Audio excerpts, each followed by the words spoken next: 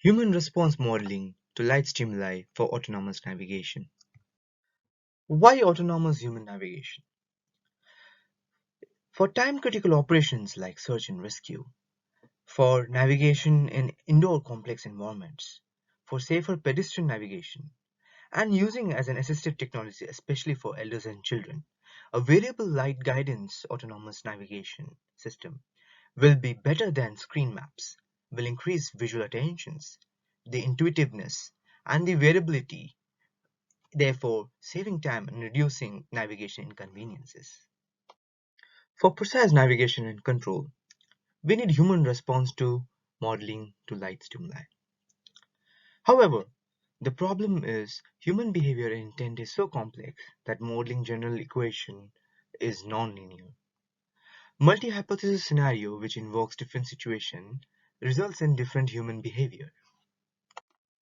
So how do we model human response to light stimuli? We use experimental data-driven probabilistic modeling approach where we extract features like the angular velocity and the response time delay. However, using histogram as a probabilistic model has several drawbacks like need for large sampling data and results varies with the choice of bin size and binning location. For example, for the same data, we have two models because of the choice of bin size and bin model as an illustration.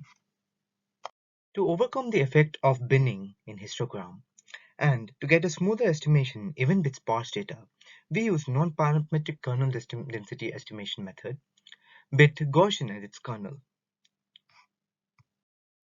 To make the probabilistic model, we design experiment to collect features like angular velocity and response time delay. We have two setups. The type 1 setup is having an obstacle in between for the human and goal oriented, and type 2 has obstacle, goal, and a return motion. We use our remote control to give light signals and collect IMU data. After collection of data through experiments and with necessary data extractions, we apply Gaussian KDE to estimate both the angular velocity and the response time. Here we can see that the estimate for the human turning is shown by the figure 1 and figure 2 shows the response time delay of the human being in response to the light stimulus. So here is the summary of the different turning response model. For example, the right turning response model of the human and the response time model of the human, the left and the forward respectively.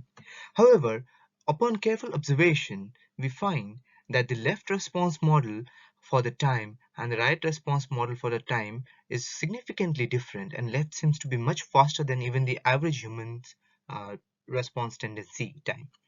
Also, the forward response time seems to be ununiform rather than a uniform one.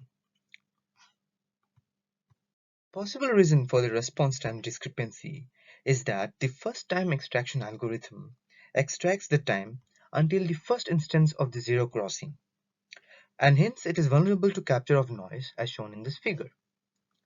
Therefore, in our future works, we plan to make an adaptive RT extraction, that is response time extraction algorithm, design a suitable controller and a motion planner. Thank you.